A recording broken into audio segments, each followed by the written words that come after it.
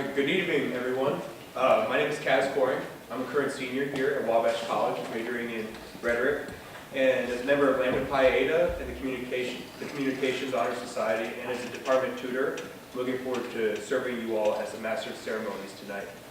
Before we begin, I would like to ask that you please all silence your cell phones. Motion. Thank you.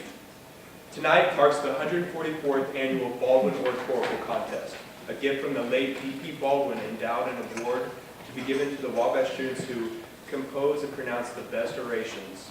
The Baldwin Oratorical Contest is one of the longest continuous running speaking contests in the nation. Judge Baldwin was a longtime trustee of Wabash College. He was well known on campus and spoke regularly both in the chapel and in the classroom. He is particularly well known for his lectures in English literature and economics. On the night of the first Baldwin Oratorical Contest in 1873, Judge Baldwin gave each of the finalists a copy of the complete works of Shakespeare, and we will continue that tradition this evening.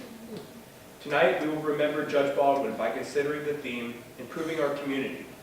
This year's contestants were asked to identify an issue or problem faced by their community and to advocate for a specific public action in response. The speeches offered by tonight's speakers answer this call through different angles and with different styles. We trust that you will find the oration thought-provoking and enjoyable, and hope that you will engage and ask questions after we've heard the contestants. We are pleased to have with us an excellent panel of judges for tonight's competition, all of whom incorporate civic engagement into some aspect of their professional lives. Our first judge, Michael Dossett, serves as Deputy General Counsel to Governor Eric Holcomb. A proud alumnus of Wabash College, class of 2011, and the Indiana University Myers School of Law, Michael was a political science major and rhetoric minor and participated in both the 135th and 136th Baldwin Oratorical Contest while he was at school here. Upon graduating from Maurer, Michael served as Deputy Attorney General with the Office of the Indiana Attorney General before joining Governor Holcomb's staff in early 2017. A native Hoosier, Michael and his wife Grace live in Brownsburg. We are also pleased to welcome Scott Bowling, who graduated with an engineering degree from Rose-Hulman Institute of Technology and then decided to devote his career to public education. He has since served as a math teacher, assistant principal, business manager, assistant superintendent, and now superintendent of the Crawfordsville Community School Corporation. Scott and his wife Kelly have 3 children, aged 8, 12, and 14, and they are actively involved in their church and in coaching or leading their children's activities and sports. Our final judge is Jane Christopherson. After earning her degree in elementary education from Indiana University, Jane cared for her 3 children while they were very young. She later joined the Montgomery County Youth Service Bureau in 1985, where she directed such programs as Big Friend, Little Friend, and Victim Offender Reconciliation, Kids for Hire, Juvenile Community Service, and Middle School Alternative Education. In 2002, she became the director of the Court-Appointed Special Advocates Program, also known as CASA, which is the position she holds today. Please join me in expressing our thanks to our judges for volunteering their time and lending their expertise to our contest this evening.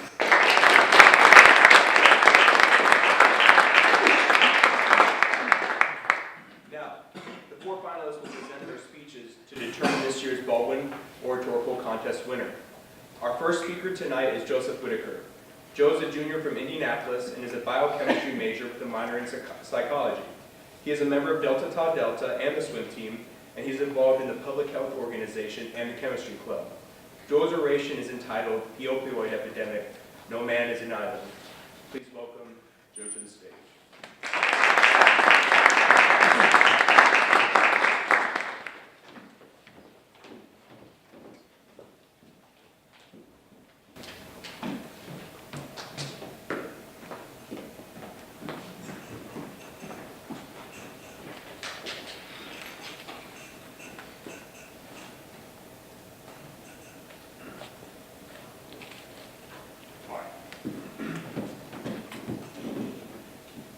I want to start out with the image of this billboard, which many of you are likely already familiar with, and some of you might call it vulgar or offensive or inappropriate, and I'm certain that the list of those adjectives goes on. But one thing that we have to admit that we don't want to is that on that list is the word accurate.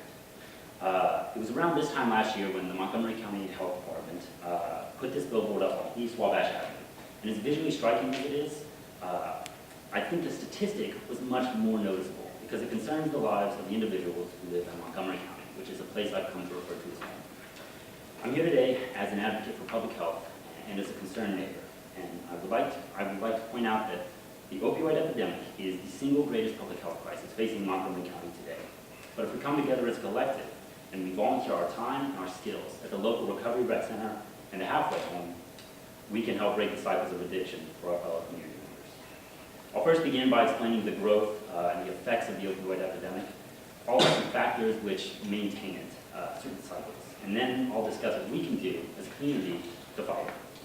So let's begin with the opioid epidemic and what it really means to be an epidemic. In 2015, U.S. News and World Report data editor Lindsay Cook was compiling data, and she had tracked the opioid epidemic, the addiction and death rates nationwide. Cook found that incidences of addiction doubled on average over the last 10 years, and incidences of death tripled on average. So drug overdoses now kill more hoosiers than car crashes and gun violence combined. So Indiana's in bad shape. And looking a little bit closer, reveals actually that Montgomery County ranks 5th out of 92 counties in deaths per capita due to heroin overdose. So it's looking like we might be the worst of the worst right now. Yet we only have 2 treatment centers in the entire county. In an email from Karen Branch of the Youth Services Bureau, she revealed that 93% of Montgomery County CASA cases are directly related to neglect because of substance abuse by parents. CASA, as we learned earlier, is a court-appointed special advocate, someone who stands in for these children at court. And children are being removed from these homes at an increasing rate, and they're being placed in a foster care system that doesn't always guarantee them a better environment. And it's been stated time and time again, and as cliche as it may sound, children are the future. So what can we do to give those children a better tomorrow and a better future? What can we do today that will be right? Well, first we have to look at the crisis. Where did all of this begin? It began with misinformation about opioids. When opioids first began to hit the market, pharmaceutical companies argued that they weren't having them. Sadly, studies which supported this were all conducted by the very same companies that were pushing the opioids onto doctors. And this leads to doctors being told they're not addictive. And we know now that this isn't true. In an interview with Amber Reed and Samantha Cravens of the Montgomery County Health Department, they revealed to me that there were 2 paths which lead to opioid and heroin use. They call them the intentional and the unintentional paths. Even though I don't think that's accurate. The intentional path is where sort of parental drug use and alcohol is a common occurrence within the household. And this leads to a destigmatization of drugs and alcohol among the children, who then have altered predispositions to addiction. This leads to gateway drugs, which eventually could end up with heroin and opioids. The unintentional path is where surgery or chronic pain leads to an opioid prescription. Zero tolerance for pain leads to over-medicating. Prescription runs out, and pain returns, so the patient returns to the doctor, and this leads to another prescription, or if it doesn't, seeking the prescription elsewhere on the streets. And with the passage of the Affordable Care Act, patients are now allowed to rate their doctors. And this rating is based on patient satisfaction. And because the system exists where the less pain a patient feels causes better satisfaction, this incentivizes doctors to sort of unknowingly prescribe more and more opioids. And this leads to the abuse cycle, which I call the infinity abuse cycle. Both unintentional and intentional leads to this abuse cycle. So we begin with heroin addiction, right, which leads to jail.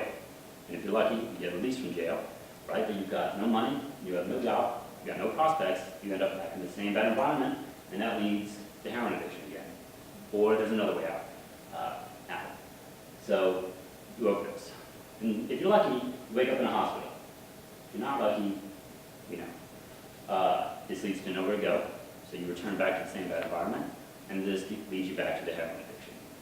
And so, with these paths, you don't really have to look that closely at the cycle to realize that there's only one way out, that is death at this point. And so, you can see that it was a little bit difficult for me to make perfect angles with the PowerPoint software. What can we do as a community to help people find a way out of these cycles? What's the solution? Well, I have a solution. But first, I want to introduce you to the idea behind the solution, and that is Rat Park. A study published by the addiction specialist Bruce Alexander in 1981. So he wanted to see how the environment that people are in affects drug usage. So setup was simple. Rats were divided into two groups. One lived in relative isolation in these standard metal cages, and the other lived in an enriched environment, which had lots of space, exercise wheels, and other rats that they can interact with. And then every few days, they tested whether the rats chose between regular drinking water or morphine water. And what they found was caged males in the isolated cages and females consume more morphine water, significantly more. Also, morphine consumption is positively correlated with the time you spent in the cage, but it's negatively correlated with the time that you spend in Rat Park. So humans aren't rats, but I don't think that it's a stretch to say that individuals caught up in these cycles can feel isolated, like rats in an empty cage. So with this study in mind, I propose two actions that we can undertake to improve our community and enrich the environment of these individuals that are seeking a way out of that infinite abuse cycle. So the first action that I want to advocate for is that we volunteer our time and our resources at the Recovery Rec Center, located on 1300 South Whitaker Road. This rec center, was a capstone project for a drug court outreach program, members. And they need volunteers. They need people to help build, paint, watch over the front desk, teach skills such as resume building.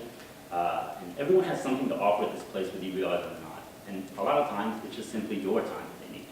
And this rec center is a place where substance abuse meetings can be held, support groups, kids can get away from that bad environment we spoke about. All it needs is our support to make it work. And if you're interested, after the speech, I have some volunteer applications you could all fill out. Second place we can volunteer our time is the halfway home. So the halfway home is located at 811 Whitaker Avenue. And its goal is to serve women from 18 to 45 who suffer from substance abuse. And they need people who have time and are willing to help these women on the road to recovery. The women need mentors, educators, tutors, and I'm certain that speaking at this college, we have no shortage of those. So volunteering your services at the halfway home will not only ensure that these women live in an improved and enriched environment, it will also foster their recovery, and it will be able to provide them with the knowledge they need to improve their environment later on down the road. So, in conclusion, the opioid and the heroin epidemic is the greatest challenge that we face as a community. But we can overcome this public health crisis if we volunteer our time and our efforts at places like the Recovery Rec Center and the halfway home. Your friends, neighbors, community members, and most importantly, the children in this county are in need of what you have to offer. It reminds me of a poem by John Donne, the No Man is an Island poem, in which he ends with the line, "Each man's death diminishes me, for I am involved in mankind. Therefore, send not for whom the bell tolls for thee." Whether we realize it or not, we're all capable of making a difference in this fight. The question is, how many more times will we let the bell ring before we decide to answer? Thank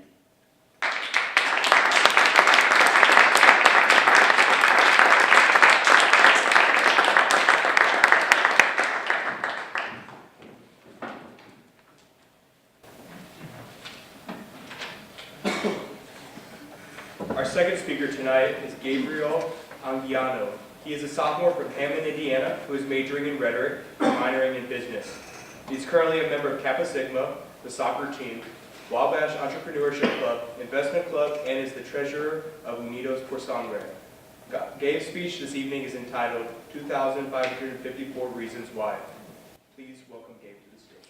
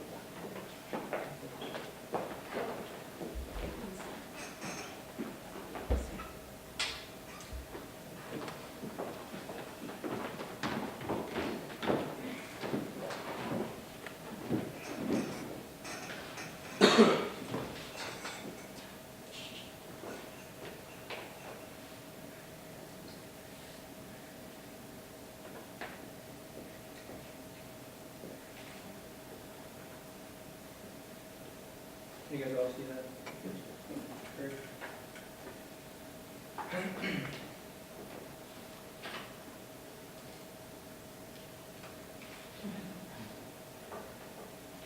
Today, I'll be talking about USA. This looks familiar, right? USA, we're number one.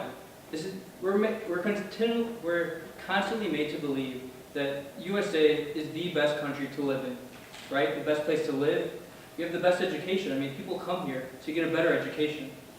But really, that made me think, where does the USA fall in these world rankings for education system? And actually, Pearson released the rankings, and they found out that USA isn't actually number one, but rather number 14 as of 2014. But projection in 2017 actually said, well, the USA fell not 14, number 20. So really, this looks like an issue. If the children are the future, this should be a bigger issue. So when you look at a world rankings list, you say, okay, so if the USA is number 20, if USA is number 20, who falls top 5? And what are those countries doing that the USA is not?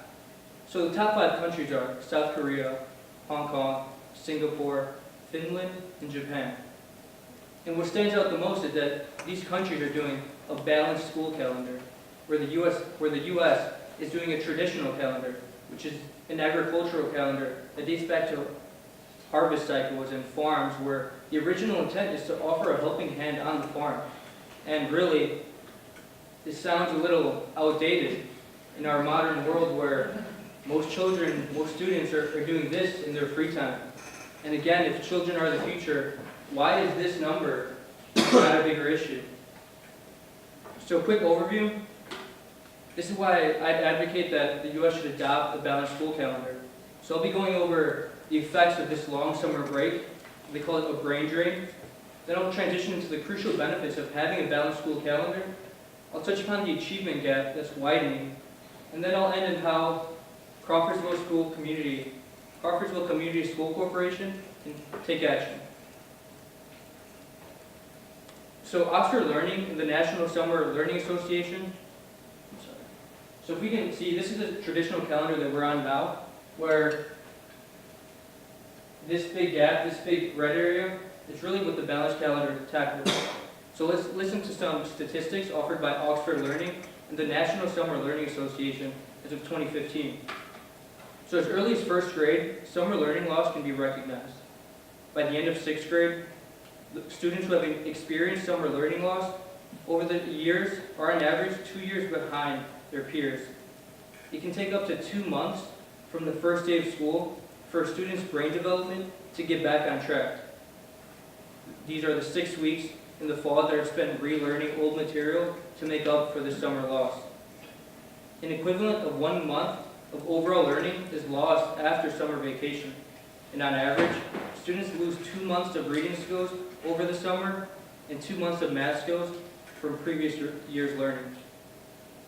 So as you can see, this phenomenon that where students lose academic skills, they unlearn some of the knowledge they tried so hard to attain, is lost over this long summer break. So now we'll take a look at this balanced calendar. So what you're looking at here is a 45-15 cycle, where after every 45 days of school, you take a 15-day vacation, or they call it an intersession. So I have a quote from the National Association for Year-Round Education that kind of sums up what the benefit of this. So the balanced calendar can effectively maintain student interest in learning. Periods of teacher-student interaction in the classroom, followed by scheduled vacations, is a balanced way of learning. Interest remains high throughout the learning period because students can, in their most difficult moments, contemplate a vacation just a short time away. The vacation period, however, is not so long that students seriously lose skills previously taught. A balanced year-round calendar provides a logical pacing of instruction, followed by regular breaks. Refreshed by the breaks, teachers and students return ready to work, re-energized, recharged. Students thus learn to pursue work intensively, to rest and regenerate during short vacations, then to work diligently again, a rhythm more like real life. So as you can see that this is these are the benefits of a balanced school calendar.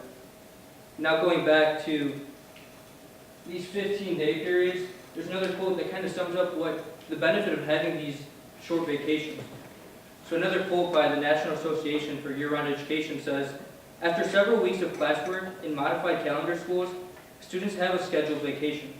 A vacation is called intercession, during which remediation can occur or enrichment can be offered.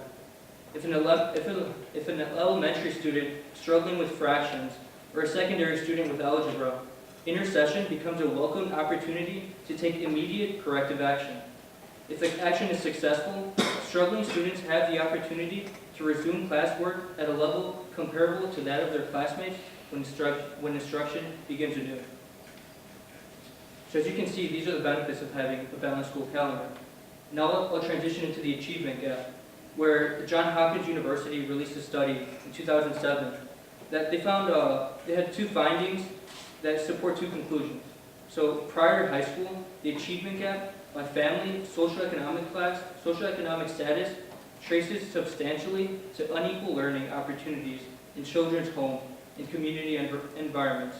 And two, with learning gains across social lines more nearly equal during the school year, the experience of schooling tends to offset the unequalizing press of children's out-of-school learning environments. For example, over the summer, my niece, I see her constantly on her phone, like the picture we've seen. I said, "What are you doing? Get off your phone, go outside, go play something." She says, "Well, no, there's nothing to do. I'm bored." And she's right. Over this long summer break, there is nothing to do. I can't say, "Well, hey, go do this or that." She's not in sports. She's just at home on the couch on her phone. And that kind of, last summer I heard Professor Freeze actually came to give a talk to my class. He said that every summer he takes his daughter to France for schooling, a school program. That shows what this study gives, that low socioeconomic status has nothing to do with this long summer break. Well, with someone who can, those who can will, like Dr. Freeze, and those who can won't.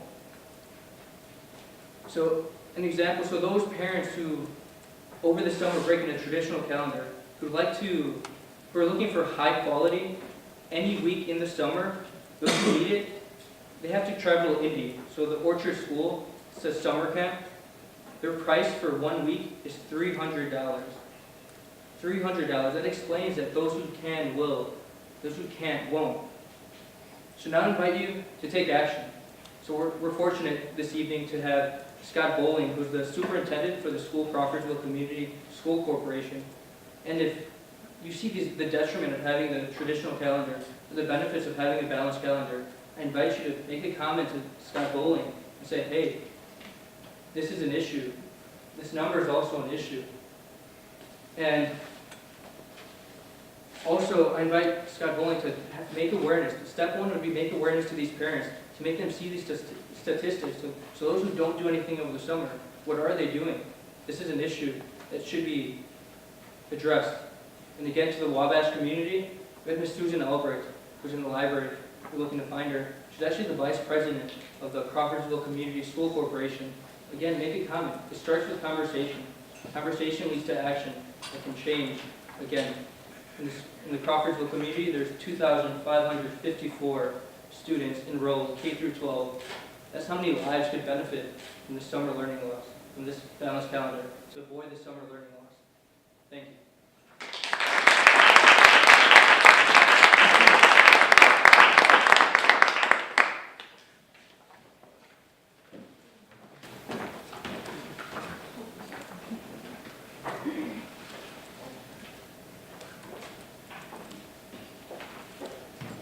Our next speaker is Ben Johnson. Ben comes to Wabash from Hobart, Indiana, and is a senior English literature major with minors in economics and rhetoric. He is a brother of the Sigma Chi fraternity and has worked as the news editor of The Bachelor and been a democracy fellow in the Wabash Democracy and Public Discourse Initiative. He is also a member of Lambda Pi Eta, a communications honor society. Ben's oration tonight is entitled Accommodations for the Physically Disabled on Campus. Please help me welcome Ben to the stage.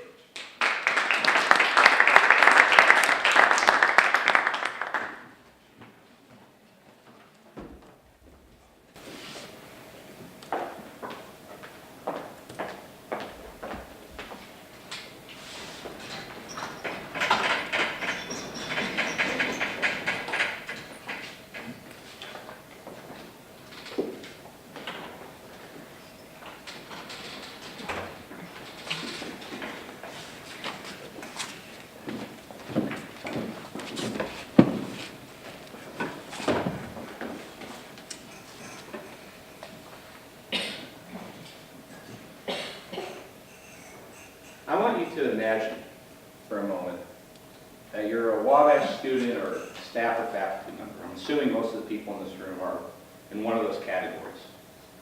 And it's a snowy April day. Sounds weird, but that's what happened this most recent Monday. And you're running late, you're hurrying to class, or you're hurrying to your office. And as you're hurrying to your office or you're hurrying to your class, you fall and you slip and you break your leg.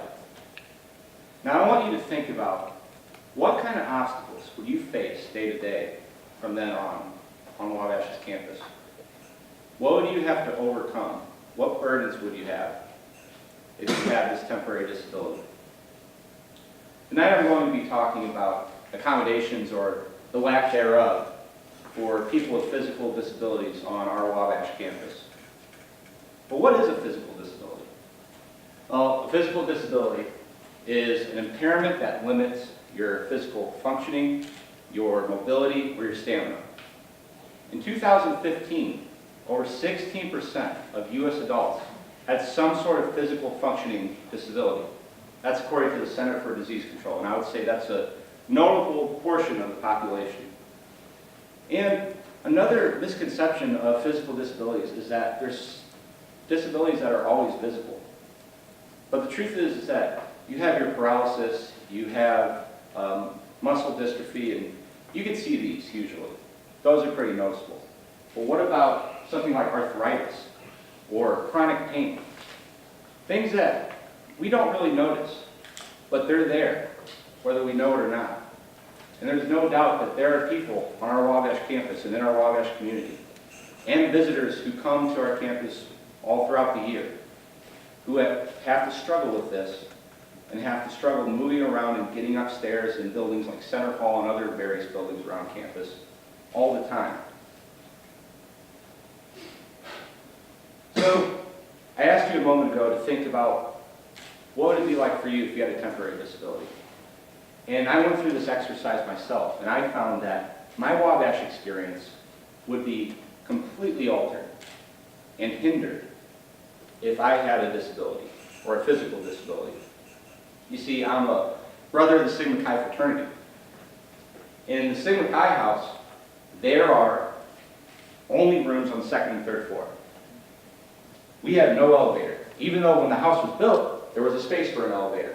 And so I couldn't live in the Sigma Chi house, a house that I chose to live in because I love the people and I love the culture. But then it also affects my academic life as well. You see, I'm an English major. One of my minors is rhetoric. In Center Hall, the English department is either on the second or third floor. Most of the English classes are on the second and third floor. The rhetoric department is on the second floor of the Fine Arts Center, the building that we're standing in right now. The rhetoric classrooms are on the second floor of the Fine Arts Center. There's also no elevators in either of those buildings. Not to mention the extracurricular activities I take part in, many of the meetings that happen in the Armory, which is completely inaccessible. I couldn't go to those. Many of the events or the speakers who come to campus, they speak in Center 216. I couldn't go to that. And so I would be shut out of much of the Wabash experience that all other students and faculty and staff members take for granted because of something I can't help. So what are we doing right now for people with physical disabilities on our campus? Well, we are doing some stuff. I don't want to ignore that. We do have completely accessible buildings that have elevators that will take you to whatever floor you need. They have ramps to get inside the buildings. We'll move the class either downstairs or to a more accommodating building if you have some sort of physical impairment. So we do that. And we spend $8,000 to $10,000 a year to maintain the current accommodations we do have. So to make sure our ramps are safe to use, to replace the cables in the cable elevator in the Lilly Library. So we are doing some stuff. And some of you may be saying, well, Ben, what's the problem? I mean, we move classes for people. I mean, what else do you want us to do for these people? And I would say to you, think about the other aspects of your Wabash experience. For example, one of the most fundamental and impactful parts of the Wabash experience is the one-on-one time you get to spend with your professors. that you could go to them whenever you need to talk about life or to talk about your college career, or maybe to get help on a homework assignment or get help on a paper, you're cut off from them if you have some sort of physical disability. Just like I would be for my major in one of my minors. Now, I don't doubt that there isn't one Wabash professor on this campus who wouldn't come to my aid and meet me anywhere if I needed it, if I asked for their help. But you see, one of the biggest problems in the disabled community, not just for people with physical disabilities, but disabilities of all types, is this feeling of being a burden or being an inconvenience. There's this video that was produced by University of Minnesota where they interviewed all these students with disabilities of all different types, physical, mental, emotional, intellectual, and what have you. And many of them talked about how hesitant they were to reach out and ask for help or ask for an accommodation because of that feeling, because they didn't want to be a burden. They didn't want it to look like they were getting special treatment of some sort. Now, many of you might think that's silly and that they shouldn't feel that way, but we can't ignore that people do feel this way. And what that tells me is that people with disabilities want to be empowered too. They want to be treated as equal as possible. And they want to be able to go into their professor's office or be able to go up to their class on their own whenever they need to. But we don't offer that empowerment here in much of our infrastructure as it is now. But maybe you don't buy that. Maybe you think, well, you know what, if you really need help, then you should ask for it. Why don't you do that? But let me take you to this other phrase I always hear on this campus. Wabash always fights. Now, what this means to me is that we always fight for what's right. And in many cases, with our minority groups on this campus, we do always fight, I think. We have the Malcolm X Institute, who fight for our African American community on campus. We have Shout Club, who fights for our LGBTQ community on campus. We have Muslim Student Association. We have the Unidos por Sangres. But when it comes to people with disabilities, we have no such advocacy group. And in some ways, this might be the most discriminated group on campus because they are shut out of so much of the Wabash experience. And because we ignore their silence and their needs. And so, that's a problem. So it's not just an infrastructure problem, it's also a cultural problem, that we don't recognize this group on our campus.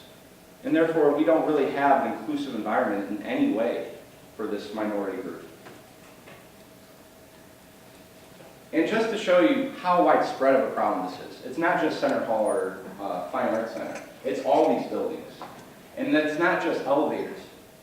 You have to ask questions like, are the bathrooms in these buildings navigable for someone who's wheelchair bound? Are the stair lifts, are they safe? Are they functional for someone to use, like in Spark Center? This is what really bothers me about this issue, is that I know that there has been a Wabash student or a prospective student who has come to this campus and they fell in love with the campus, they fell in love with the environment, they fell in love with the people, just like I did 4 years ago when I walked on this campus for the first time. And then they realized, after looking around, that Wabash wasn't built for them. And that they couldn't be a Wabash man, or they felt like they couldn't be a Wabash man, not because of their intelligence or because of their character or their integrity, but because of a disability that they had no control over. So what can we do to alleviate this issue? What can we do to solve this problem? I'm not going to lie, it's going to be really hard. But for everyone in this room, I ask that you go through that exercise that I asked you to do in the beginning of this speech. You do that once a week, or do it routinely, and think about as you're walking through our campus, what kind of barriers are there for people with physical disabilities? And people with other disabilities as well. What kind of barriers are there on our campus that people with disabilities would struggle with. For our students and faculty and staff, I'm not going to be here in a month, but I'm working with an underclassman to start one of those advocacy groups for people with disabilities on our campus, not just physical, but all types of disabilities. And so take this as an invitation when that club starts going into next year to come on out and support that cause, and support that group, and support that movement. And finally, this is the big one. For our administration, while I will acknowledge and I appreciate that there has been thought and conversation going into this huge issue on our campus, we need more proactive solutions. We need to prioritize a plan, we need to set a goal, and we need a timeline to make that goal happen. And that goal should be that every academic building on this campus is 100% accessible. Now, I'm not going to stray away from the fact that this will cost millions of dollars. It will. This will take 10, 15 years at least. And so it will be hard. But in the spirit of Wabash always fights, we shouldn't do things because it's easy, but because it is hard, because we love the challenge. But also in the spirit of living humanely, which is a part of our Wabash mission, we should do it because it is right. Because we should have a Wabash community that is inclusive for everyone. And that whether you get to be a Wabash man or not is not judged by your physical appearance, but by your intelligence, your character, and your integrity. That's what should decide who gets to be a part of our Wabash community. Thank you.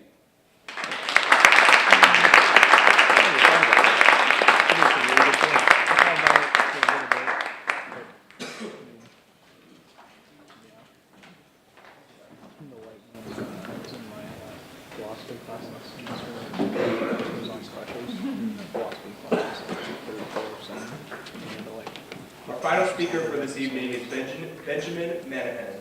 Ben is a freshman from Monticello, Indiana. He is planning to pursue a major in financial economics and lives in Martindale. He is secretary of the Wabash Investment Club and is on the swim team. Ben's speech is entitled Striking Back at Opioids. Please help me welcome Ben.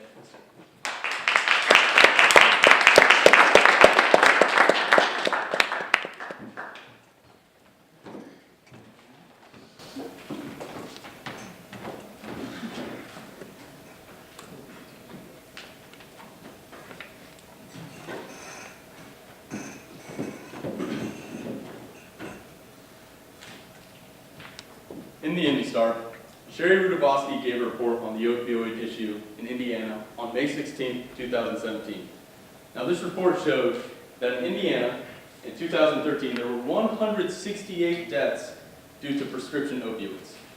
Just 2 years later, that number grew to 274 deaths, and 1 year after that in Indiana, in 2016, there were 365 deaths due to prescription opioids in our home state.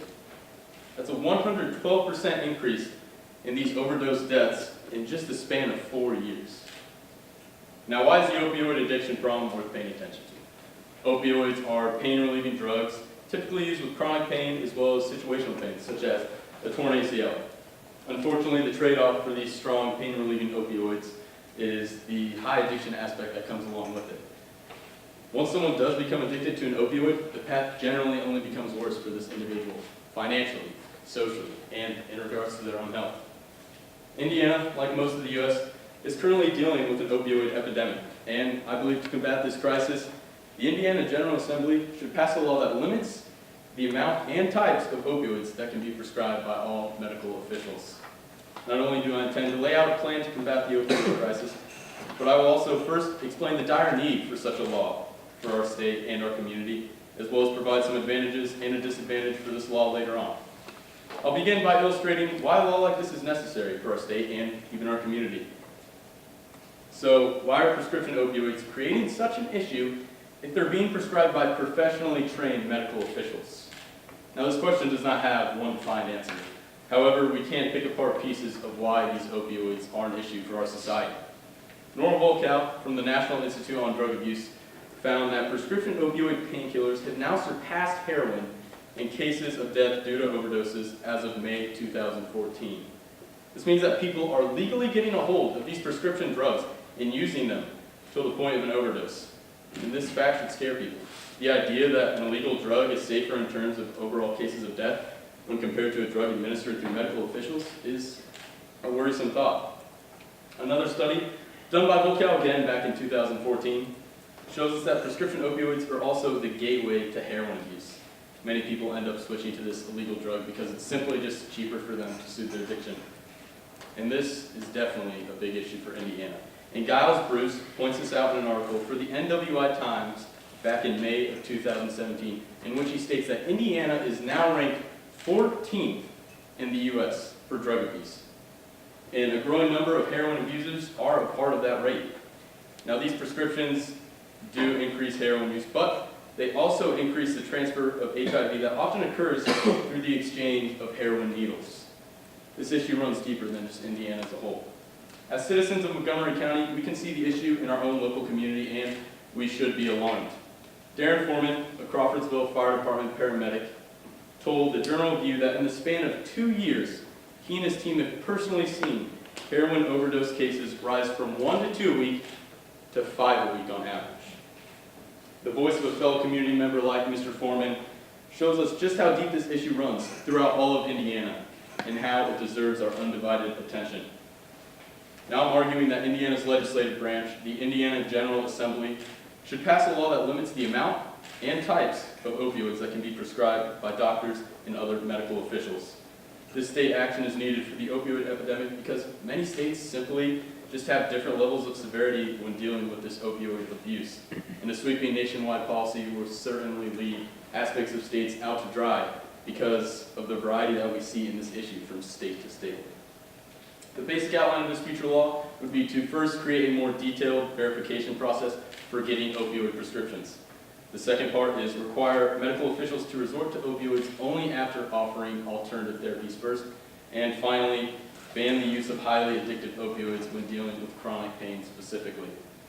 The first part of this new law is a verification process for getting these prescriptions. All medical officials and pharmacies will now need to check with all other state medical databases, including the individuals insured, to verify that these people aren't already receiving opioid medications. Currently in Indiana, all patients that have been prescribed an opioid for the first time or prescribed one under the age of 18, these people must be reevaluated after the initial 7-day prescription before receiving their second prescription. This law would then require all patients to be reevaluated physically and by databases every 21 days after that when they're looking to receive a third or so on prescription. The next and arguably most important part of this law will be to require all medical officials to direct the patient to alternative therapies such as acupuncture or physical therapy before offering these opioid medications. Once a patient has tried several of these alternatives, a doctor can then reassess and provide the minimum dose of a prescription if deemed necessary. Now, the final main point of this law is that highly addictive pain-relieving opioids such as fentanyl and Trongal be banned from a medical official's arsenal when dealing with chronic pain. It's also important to note that there will be exceptions to these rules and guidelines above, such as active cancer treatment, palliative care, and terminal illness. Now, I would like to discuss a short-term advantage that a law like this can provide us Hoosiers. Many opioid addictions begin with prescriptions. In 2012, it was estimated that nearly 2.1 million people in the U.S. were suffering from abuse of opioids prescriptions. This is according to Volkow again back in 2014.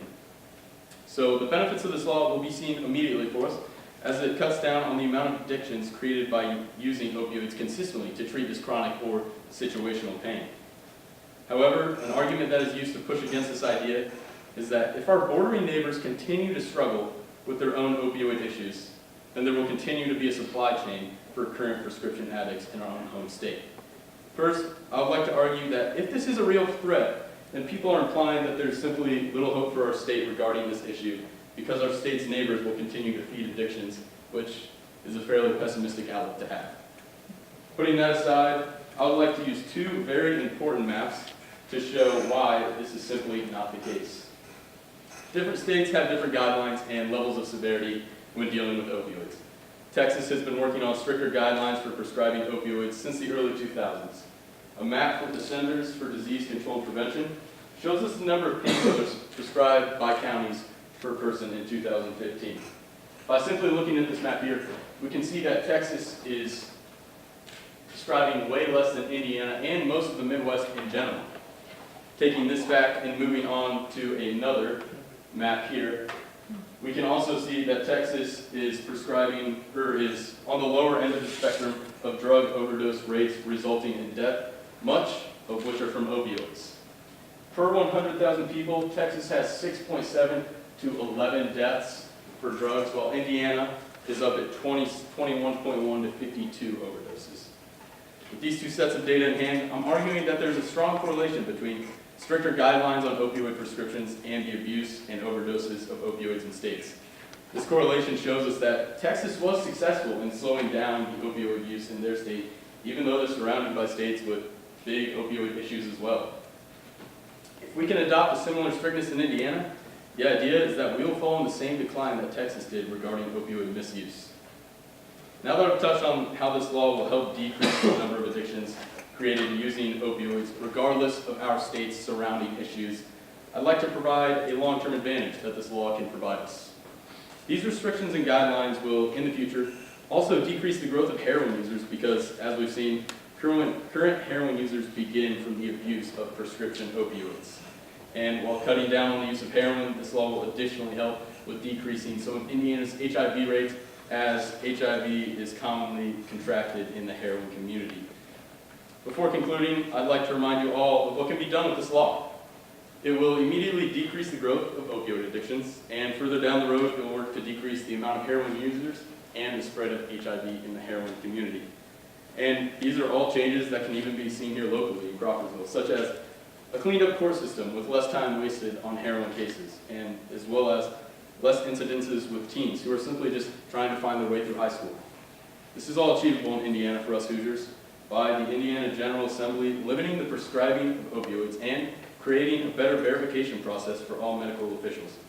And it's important to note that we can encourage such a change. Us Hoosiers can act by contacting our state officials.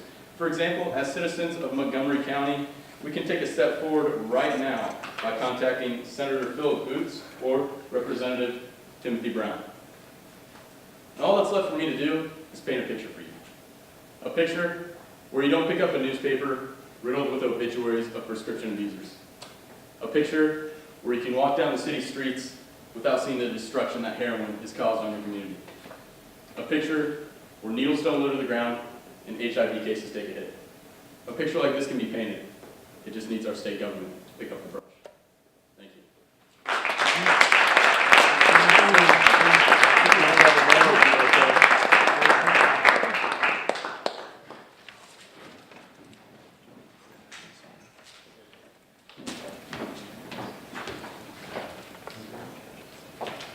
Thank you to all of our contestants tonight. The judges will now confer on the speeches and be back shortly with their decision. While they deliberate, I'd like to invite the participants back on stage and we'll open the floor to questions.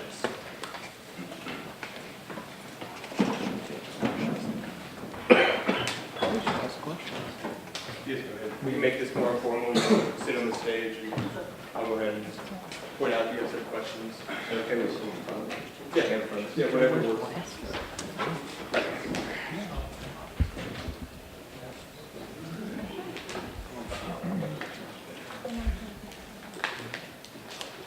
Who's going to be the first?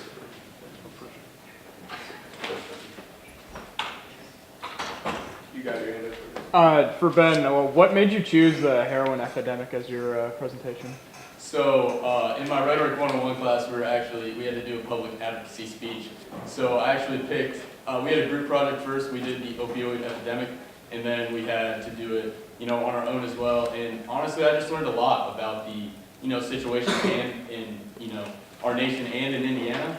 So I just started to learn about how big of an issue it was, and I decided to go with it for this contest as well.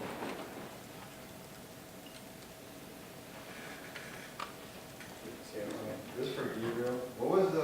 How did you come up with your title? It's a funny story, actually. So I was brainstorming with Dr. Abbott about my title, I said I kind of wanted to like really hit it home with, since I knew he just walked out, Scott Bowling was going to be here. And she said, okay, well, tailor it a little more, like to make it clear that you're talking about the school system. I said, okay, I'll send it to you tonight. And I didn't finalize it. So there was like, yeah, it's kind of a surprise, right? Like, oh, I wonder what he's doing. Yeah, that's kind of why. But yeah, those are the how many students there are in the community in Crawfordsville that could be affected, right? That could benefit from this system.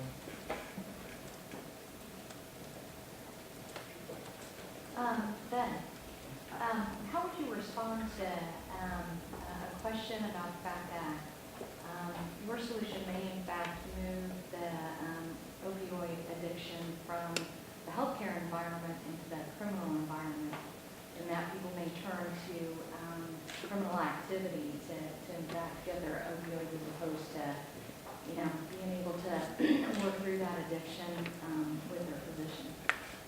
As in like, instead of, getting these prescriptions legally, they're just gonna find a way no matter what to grab them off the It roll. doesn't solve the addiction. I think that's definitely a real possibility with, what I'm advocating for. I think, on another side, there needs to be something additional that I didn't even talk about, like the methadone clinics, just something to not only keep the prescriptions away from them, but also give them something to bounce back off of their addiction. But as for, how we can stop them from getting these illegally, I wish I had a defined answer for that. I've got another one for Ben Manahan. Did you do any research into like the financial consequences of enacting this law? Like, are there companies lobbying to keep morphine and like opioids in the market? Or, cause everything you said made a lot of sense. So I was like, why don't we just do this already? And I'm just curious. Did you do any research on that? I didn't do any specific research, but I know for a fact that, a lot of drug companies they're actually in hot water already for this. They do lobby, to keep these drugs in hospitals because, it's how they're making their money. But a lot of states right now, from what I've been hearing, are actually trying to sue these drug companies because they actually weren't honest with their evaluations of, what these drugs are going to do. They were way more addictive than they said they were going to be, so a lot of hospitals and states are actually trying to push back on this. I have a question for Ben Johnson. And while we're doing that, so maybe we could think of something to ask Joe. Joe's speech was also about the opioids. So for Ben Johnson, should we ever look into like some other schools and the competitive nature potentially in like recruiting, and like do other schools advertise that they have accessible solutions for people with these kind of disabilities, or is Wabash way behind the times? Compared to other small liberal arts schools, no. We're like, as David Morgan would say, we're at probably like the top of the bell curve. Okay. Compared to like big state schools, yeah, we're way behind. But what I would say to that is we shouldn't make our standard a mediocre standard just because everyone else is mediocre. We should set our own standard, and it should be higher than our peers. So yeah, we're not extremely bad compared to other similar institutions like ours, but yeah, it's still not adequate for someone who has trouble walking or getting upstairs. So some of your solutions, like if we were to do that, we could. We would be way ahead of the game. Yeah, We would be the accessible. leader as compared to other liberal arts schools for sure. Yeah. So one's for Gabe. You advocate for Wabash College to be year-round as well, or is it just for? No, K through 12. Yeah, that's kind of what like the school like. So why wouldn't colleges also be? Because of like internships we're doing, right, where like kind of need this summer off to gain experience. I think Wabash does a great job of that, right? That making clear that you need to gain some experience in the summer, so that's benefit there. So I think definitely like elementary, middle school, K through 12. That's what I was advocating because of you can notice it from first grade, right? And by sixth grade, you're 2 years behind. That's why I think targeting again like the intercession, targeting early, immediate action, so that by the time you get to college, you don't see this widening achievement gap. Does anyone have a question for Joe? So I think that your plan dealt more with the like recovery side, but what would you say could be done as far as prevention efforts? I think maybe the better question for them. No, there's, I think there's a lot that goes into that. First of all, I mean, it sort of depends on how people find themselves in that cycle and stopping people from entering it in the first place. And so, kind of things that we could do there, obviously, would be, less prescribed opioids. I think certainly, I would say raising awareness, but the awareness is so high as is. I mean, I don't think there's anyone that doesn't know about the opioid epidemic. But also, I think the way that one of the things that I mentioned was the ACA allowing people to wait at doctors. I think that's almost a little dangerous because it leads to this unknowing cycle where patients who expect zero pain end up kind of lowering their doctor's rating if they don't get exactly what they want, which in this case, the way that they get zero pain is that opioid prescription. So I think maybe that's one of the things that could be changed at the very least is the way that those doctors are rated, because no doctor wants to get a low rating because that leads to less patients, and that's not why they got into that decision. That's not why they entered the healthcare system. So I think I think definitely changing that might be a good way to avoid the cycles that I mentioned. Yeah, I mean, I think there are certainly a lot of things that can be done, especially government intervention is huge. But I mean, I just try to give people something tangible that they could do themselves. But government intervention would be pretty important. I also think that, as extreme as it sounds, the decriminalization of drug use would be really important because, a lot of these people, they're viewed as criminals by society. So when you're a criminal, you do criminal things like not go into very well-established systems to get out of your situation, But these people aren't criminals. There's people that, even in the DSM-5, the manual that psychologists use to sort of diagnose syndromes and various things like that, they consider drug abuse an actual disease. And so I think kind of viewing it from that angle is really important because it's like, it is a disease, and these people, they shouldn't be treated as criminals, and they shouldn't be just tossed in jail for that reason. So. That's consistent, right, with the halfway home, you have to be almost criminalized first to be able to enter it, right? Yeah, absolutely. I mean, that's, those are the people that they'll go to first, or those that have been, viewed, or that have entered the penal system and then have kind of come out of that.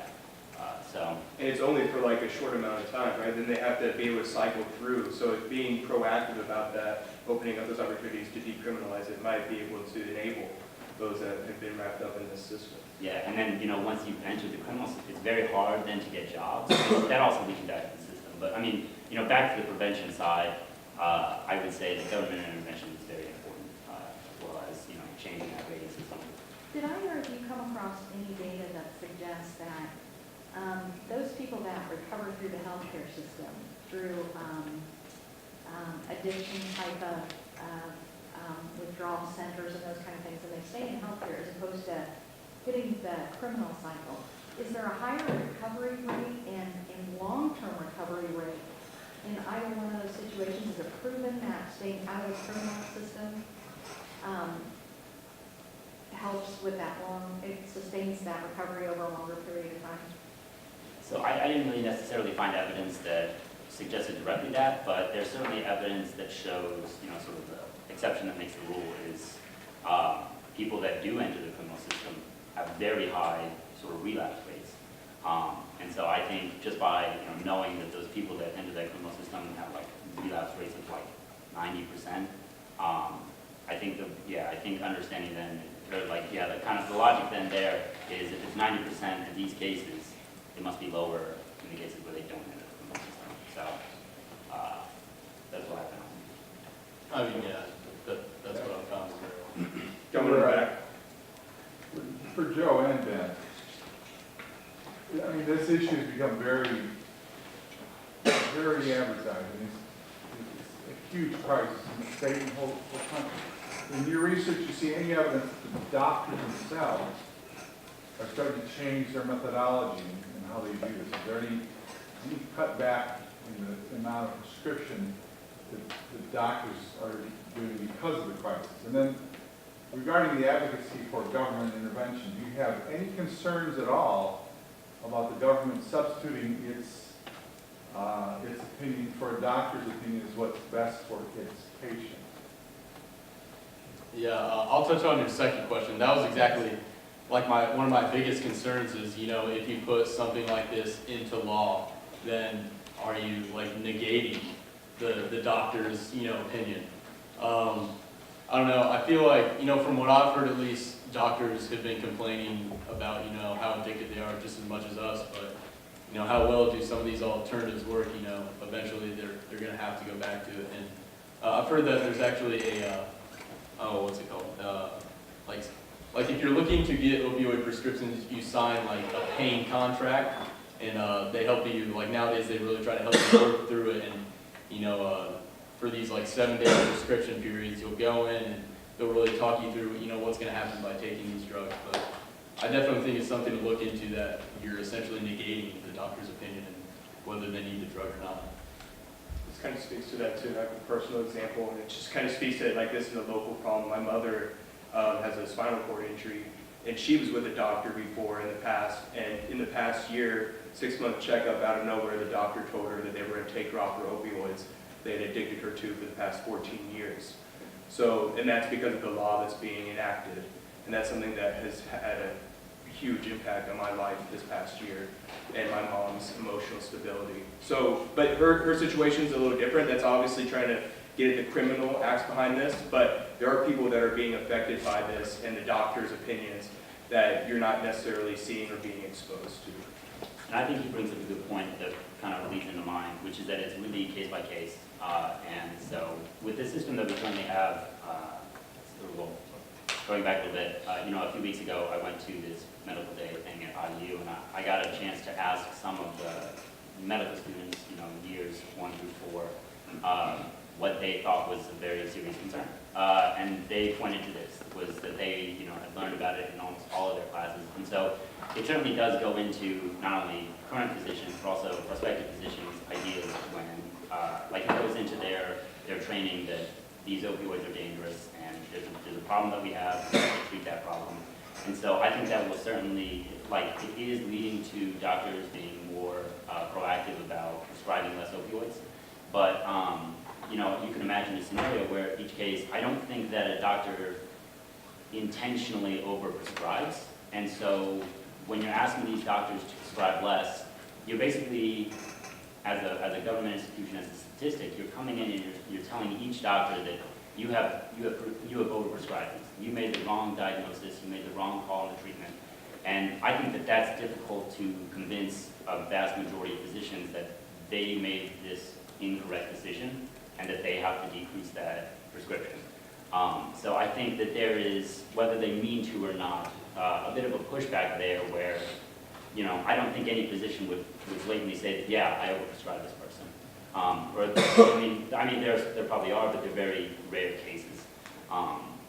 You know, like in this example, yeah, this doctor probably feels that he has prescribed the right thing the first time, and so with this patient, you know, being taken off, that's probably a difficult situation to explain, and a variety of things go into that. But with the with the knowledge and kind of the understanding that doctors are getting and are being trained with and then reading about, I think that there is a decreasing amount of prescriptions occurring, but the problem still exists, not only because of, you know, I guess legal ways to acquire opioids, but also the circuit, the underground, the black market for opioids that still exists and isn't affected by the government regulation in that sense. Susan? Question for Gabe. Since your action plan was to reach out to the school board, right, and the superintendent locally, I think it's probably appropriate to say it's been 14 or 15 years since the Crawfordsville schools have done an in-depth study, a balanced calendar, so I think you're right that it's time. I guess my question for you is whether you personally, in preparing for this, looked closely at studies about the summer brain drain. I think that's kind of, sort of people think they intuitively understand that would happen, but the last time this was studied, there was an awful lot of evidence that it didn't happen in any measurable way, in terms of test scores and assessments and that kind of thing. So I'm just curious whether something's changed, whether you had a chance to look at that data or not. Yeah, so I seen, looking up like, I've seen recently that a lot of schools are turning back to this traditional calendar. I said, well, why is that? It was because, again, because you said there was no change in, I think a big thing is test scores, right? You want to increase test scores, but there was no intercession being, like, kind of put in place because of this remediation work that needs to occur. And the budget wasn't there for that, so that's why they had to turn back. So like, you had these 15 days, but you didn't have the resources to kind of put it in play where you could see this. But I guess, I'm not sure how. Or maybe the teachers wanted that break as well. I mean, that's the downside to saying we can use the intercession period as remediation when then it's not remediation, then it's not a break. Yeah, and then I seen last night, the Cato Institute released kind of like a study that said that in the last 40 years, budget for education has increased dramatically, but test scores have stayed the same. So that makes you question where are we allocating this money, right? If, again, Funds have increased? budget, yes, in the last 40 years. Not in Indiana. Oh, okay, well, this was a national study that I seen, yeah, last night, but that's kind of what we question, right? Where is this money going to? Where could we better be placed? What are you guys spending money on now? Or are you just saying there's less of it and you're No, not I'm able? saying if you look at a budget from 10 years ago and a budget now, it's essentially been flatlined at the best. This question is decreasing for everybody. inflation. So, after this assignment, or after doing your research, will you all do anything different when you walk out of here today? And the reason that I ask is that the primary takeaway that I heard from you was to reach out to superintendents and lawmakers, administration. Yours was get up and go do something yourself. So after listening to all that, are you motivated to really put action behind your kind of studies? Will you be reaching out to your lawmaker and engaging in those conversations and doing something different from today forward? Yeah.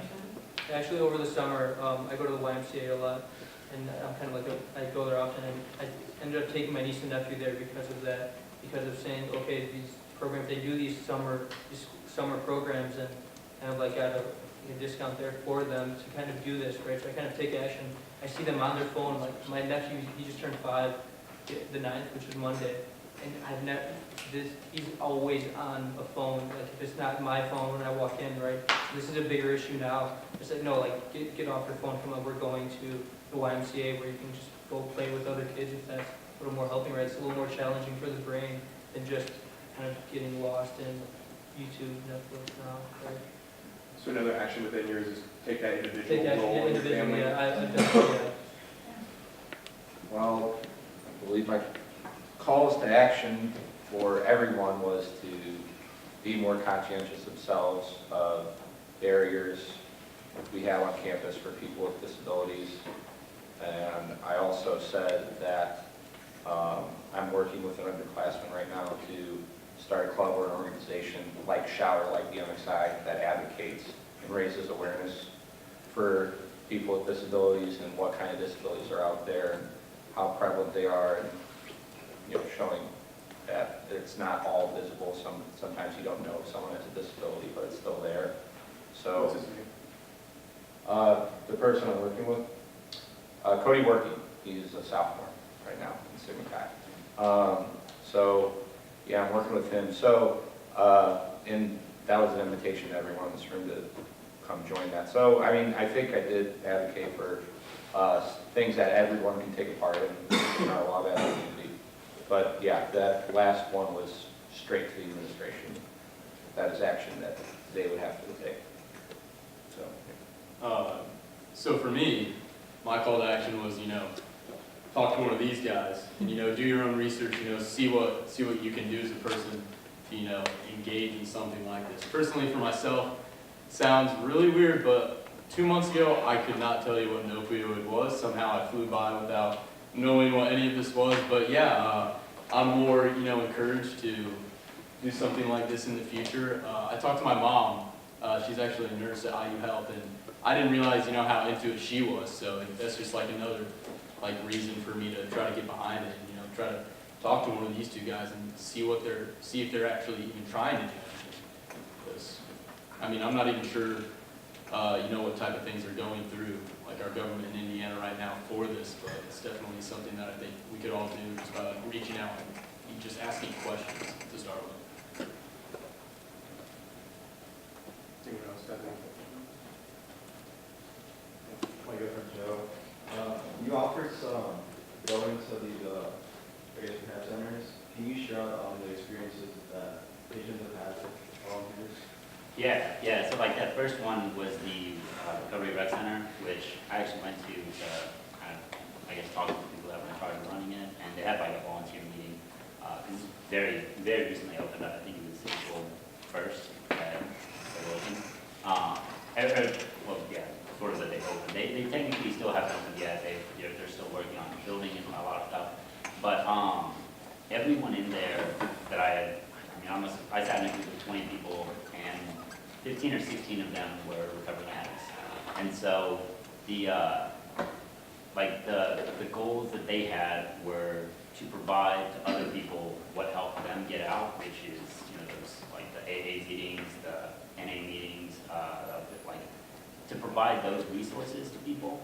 And so, like, in terms of does AA work, does NA work, I think that those things do work. And we have statistics that will show, like, yeah, those things do work. And so this Recovery Rec Center then was a place where those meetings could be held and things like that, where people can escape from that, a bad environment, have a place to go during the day. And we know that places like that do help with recovery numbers, certainly. And so, so the people that I met there had not utilized the Recovery Rec Center, but they did utilize the programs that will be in place in that center. But, it's on us to maintain that center. And so, we know, I think there is evidence that the Recovery Rec Center is going to be very helpful. And then in terms of the halfway home, there are a lot of statistics and everything that shows that the halfway home is also very beneficial. You can find it on their website, which is not hard. If you Google halfway home Crawfordsville, you can find it. You can find all the information, volunteer, donate, everything that I've provided. You can find those numbers and statistics pretty readily available. I don't have them all, offhand, but they're out there. I used to work at the halfway home, and I know for a fact that I was one of the people I was reaching out to local community businesses, so forth, trying to get opportunities to kind of control for that relapse phase. So then once they were in the halfway home, can't remember exactly the term that they're in there for. Once they're out of there, they have something to look forward to and to continue that community. And that wraps up our Q&A.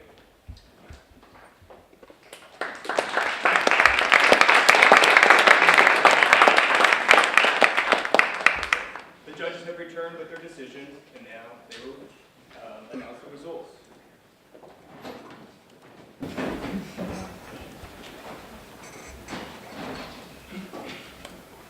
Well, good evening all, and on behalf of our esteemed panel of judges, them and me too. It's a pleasure to be back. Michael Dossett, class of 2011. I did this twice, never won it, but I like to think came close. So congratulations to all four who participated tonight. You guys did a really great job. It was a lot of fun to listen, a lot of fun to break into my rhetoric days and score you all again. So thanks for the opportunity. All four of you had really great messages, and all four had really great action steps for us as an audience to take. Some of them right away. We can go call our state senators or representatives, or go volunteer starting tomorrow. So great job identifying problems and giving us action steps that we can go and take right away. That meant a lot. Sadly, as with all of these contests, it is a contest. There's got to be a first, second, third, and fourth. But you should feel accomplished no matter where you finished tonight. Number one, because you get a cool book. I have both of mine displayed at home. There's still a source of great pride. But thank you for putting together a great message and giving us something to take home and identifying issues for us that maybe perhaps we weren't as familiar with as we are now. So, in fourth place, we have, with the speech entitled 2,554 Reasons Why, Gabriel, sorry.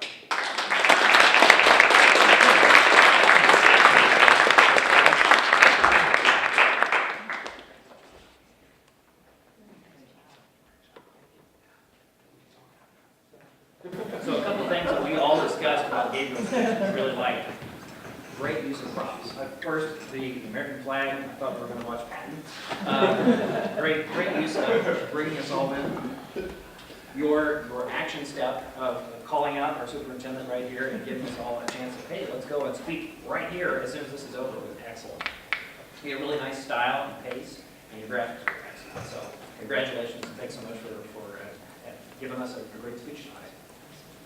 In third place was a speech entitled The Opioid Epidemic, No Man is an Island.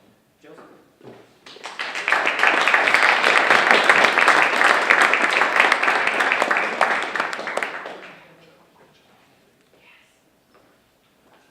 So some strengths that your speech definitely had. You had great ways, specific ways for us to, even tomorrow, go volunteer at these two centers.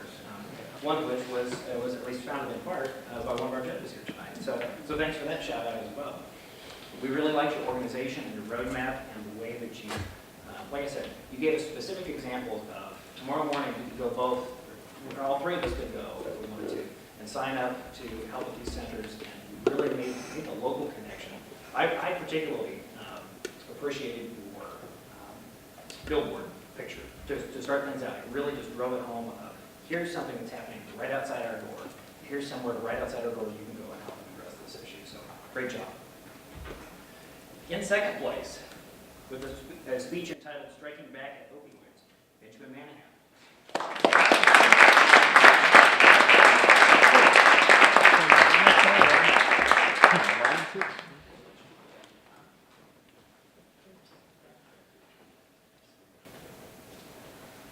So Ben, a few things that we really liked about your speech. Your organization was excellent and the most classic of styles, a traditional style. We really liked that. You had great use of visual. You all had great use of visuals, but we really appreciated your evidence, your maps that you used. Really interesting. And of course, at the very end, you had to leave us with a little punchline of General Assembly has to pick up the brush. Feel free to come to the State House and tell them it's time. Well done. And then, no surprise, then, in first place, was a speech entitled Accommodations for the Physically Disabled on Campus, Ben Johnson.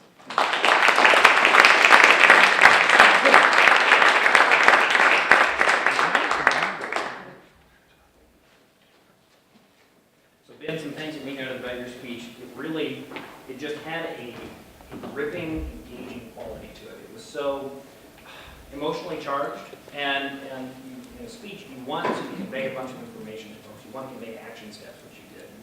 You want to convey the logos, if you will. But the ethos and the pathos, the emotion of your speech really shone through. And if you convey a bunch of facts and information to folks, maybe we'll retain some of it.